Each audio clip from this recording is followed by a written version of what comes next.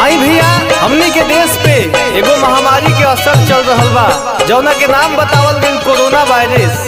जे जितना सक्षम बा गरीब लोग के, दुखिया लोग के सेवा करता, वही तरह हमनी के क्षेत्र में ग्राम मोगलानीपुर से जाप के छात्र युवा नेता अरविंद यादव जी जनता के लगातार सेवा करतानी। उन्हीं खातिर दो शब्द गीत के माध्यम से प्रस्तुत बा।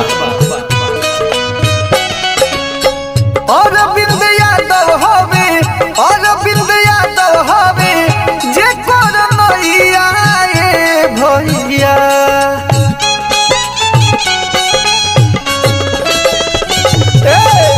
अरविंद यादव होवे, अरविंद यादव होवे, जे कोरोना भैया। अरे भैया करस जनता के भलैया, भैया करस जनता के भलैया भैया।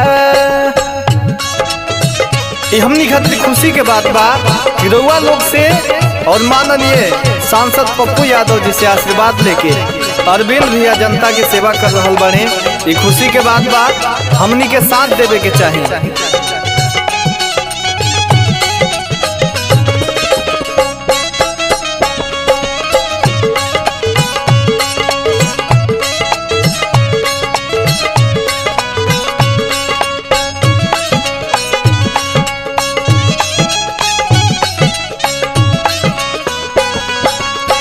दिन चाहे रात चाहे होखे भोर हरिया, जनता के दुख देखी करे ले फिक्रिया।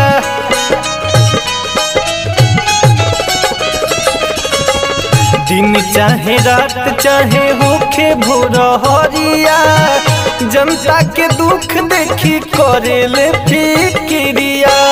लोगवे के खातिर उ तो, लोगवे के खातिर उ तो भैया। अरे भैया अरविंद जे कर दैया, भैया करस जनता के भलैया भैया।